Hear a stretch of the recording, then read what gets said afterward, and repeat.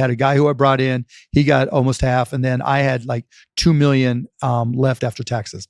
And the first thing I did when I closed the deal and we got the checks, we went to this Italian restaurant. And back then it was one of these deals, kind of looked like this, but it had phones that you could plug into the wall.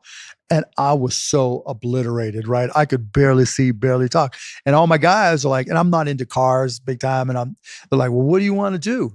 I'm like, I wonder if American Airlines has lifetime passes. Because for me, the idea, like my goal always was to retire by the time I was 35. And when this happened, I was 30, just turned 30 and, or 20, whatever.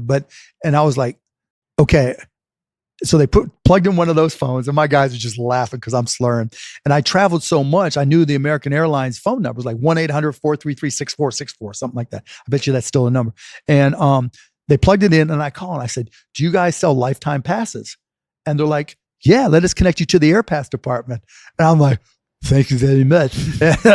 They connected me, they sent me the paperwork and I spent $125,000 of my $2 million. And I got a lifetime pass on American Airlines for me and anybody else to go anywhere we want, first class for the rest of our lives. Do you still use that? I gave it to a friend. My friend has it now because I have a plane. So that's a pretty sweet deal. How do your parents feel when you're 30 or 29, you make $6 million?